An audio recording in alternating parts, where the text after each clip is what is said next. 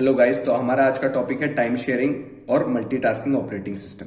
Simple सा फंडा ये है इस ऑपरेटिंग सिस्टम का। इसमें हमारे पास एक फिक्स टाइम स्लॉट होता है जिसको हम टाइम क्वांटम बोलते हैं। तो एक प्रोसेस अपने फिक्स टाइम क्वांटम तक ही एग्जीक्यूट करेगा, मतलब उसको प्रोसेसर एक फिक्स टाइम स्लॉट तक मिलेगा। उसके बाद वो प्रोसेसर दूसरे प्रोसेस को मिल जाएगा, फिर वो प्रोसेस एग्जीक्यूट करेगा उसको उस टाइम क्वांटम तक, फिर नेक्स्ट प्रोसेस को प्रोसेसर मिल जाएगा। तो हमारा सीपीयू कंटेक्स्ट स्विच करता रहेगा नॉन स्टॉप। ये था बेसिक फंडा इसका। आप थोड़ा इसको डिटेल में पढ़ते हैं।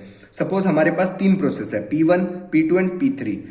पहले फिक्स्ड हमने टाइम क्वांटम ले लिया 2 सेकेंड, मतलब एक प्रोसेस को 2 सेकेंड के लिए ही सीपीयू मिलेगा।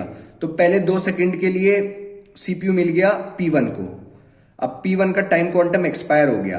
अब सीपीयू हमारा कंटेक्स्ट स्विच कर जाएगा P2 पे। अब P2 2 सेकेंड के लिए एग्जीक्यूट करेगा, फिर टाइम क्वांटम P2 का एक्सपायर हो जाएगा, फिर हमें सीपीयू कंटेक्स्ट स्विच करेगा P3 पे।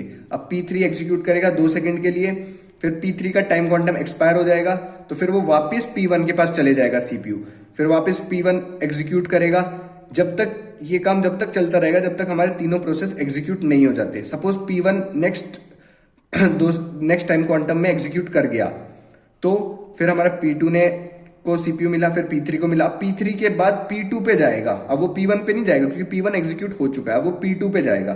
तो ऐसे इसमें ना मेन क्या होता है, हमारा सीपीयू इतनी तेज कंटेक्स्ट स्विचिंग करता है कि इल्यूजन क्रिएट हो जाता है कि सारे साथ में ही परफॉर्म कर रहे हैं।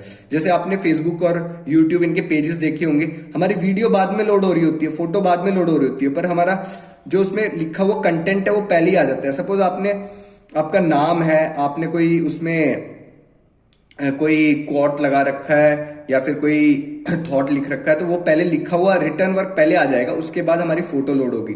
तो वो वही काम है टाइम शेयरिंग और मल्टीटास्किंग ऑपरेटिंग सिस्टम का। इसमें रिस्पॉन्स टाइम बहुत इंक्रीज कर देता है, मतलब बेटर रिस्पॉन्स टाइम होता है इसमें।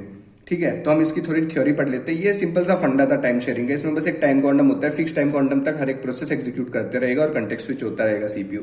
तो अब थोड़ी थ्योरी पढ़ लेते हैं। We can say this operating system is multitasking with time sharing. Multitasking with time sharing समझ में आ रहा है आपको? मल्टीटास्क कर रहे हैं, हर टास्क मतलब प्रोसेस ही है, प्रोसेस एक टास्क है, वो मल्टीटास्क कर रहा है विद टाइम शेयरिंग, मतलब हर एक टास्क को परफॉर्म कर रहा है time by time. Fix time के बाद अगला टास्क आ जाएगा, उसके बाद अगला टास्क आ जाएगा। फिर हमारे पास in this type of operating system we have a fix time slot for every process, that is time quantum. तो हमारे पास फिक्स टाइम स्लॉट है हर एक प्रोसेस के लिए, जिसको हम टाइम क्वांटम बोलते हैं। ठीक है, so in this type of operating system a process gets cpu for a given time quantum after which context switching happens। तो वही हमने किया था, एक प्रोसेस को तब तक सीपीयू मिलेगा जब तक उसका टाइम क्वांटम है। जैसे उसका टाइम क्वांटम एक्सपायर हो जाएगा, मतलब उसकी जैसे हमने इसमें टाइम क्वांटम 2 सेकंड लिया, तो 2 सेकंड हो जाएंगी तो सीपीयू कंटेक्स्ट स्विच कर लेगा P2 प्रोसेस पे। ठीक है, in this type of operating system CPU switches so quickly that it gives illusion that all processes are working simultaneously or executing at the same time। तो ये हमें एक illusion देता है कि भाई सारे हमारे जो जितने भी प्रोसेस है वो एक साथ ही एग्जीक्यूट हो रहे हैं, हमें ऐसा लगता है, पर वो हो नहीं रहे होते। तो इसकी एडवांटेज देखते हैं। एडवांटेज ऑफ टाइम शेयरिंग और मल्टीटास्किंग ऑपरेटिंग सिस्टम क्या? Reduce CPU idle time. CPU idle time तो रिड्यूस ही हो रहा है, हमारा सीपीयू आइडल रह ही नहीं रहा, हर टाइम के बाद दूसरा प्रोसेस आ जा रहा है, हर टाइम क्वांटम के बाद दूसरा प्रोसेस आ जा रहा है। Better response time, response time better ही है क्योंकि हर प्रोसेस एग्जीक्यूट हो रहा है, वो थोड़ा थोड़ा हमें रेस्पॉन्स दे रहा है, उल्टा मतलब थोड़ा थोड़ा आउटपुट दे रहा है। जैसे हमने फेसबुक का एग्जाम्पल लिया था, वो हमें पहले रिटर्न वर्क दिखा रहा है, फिर फोटो थोड़ी सी दिखा रहा है, फिर ब्लर्ड फोटो दिखा रहा है, फिर क्लियर फोटो दिखा रहा है, मतलब वो हमें थोड़ी थोड़ी रेस्पॉन्स दिए जा रहा है, तो better response time. Disadvantage of time sharing और मल्टीटास्किंग ऑपरेटिंग सिस्टम क्या है? डिसएडवांटेज क्या होती है इसमें? एक तो डाटा सिक्योरिटी प्रॉब्लम होती है।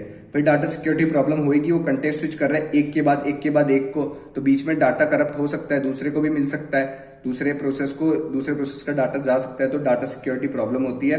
Problem of reliability. रिलायबिलिटी क्या होती है असल में? रिलायबिलिटी होती है अगर कोई छोटा मोटा एरर आ जाए हमारे सिस्टम में, फिर भी हमारा प्रोसेसर उसको इग्नोर करके हमारे प्रोसेस को एग्जीक्यूट कर देगा। पर इसमें रिलायबिलिटी की प्रॉब्लम आती है, हमारा कोई एरर आ गया अगर हमारे किसी प्रोसेस में, तो हमारा सीपीयू नहीं कर पाता उसको एग्जीक्यूट। ये प्रॉब्लम ऑफ रिलायबिलिटी आ जाती है टाइम शेयरिंग और मल्टीटास्किंग ऑपरेटिंग सिस्टम। तो ये था फंडा पूरे टाइम शेयरिंग और मल्टीटास्किंग ऑपरेटिंग सिस्टम का। होप करता हूं आपको समझ आया होगा। लाइक करें, सब्सक्राइब करें। Thank you.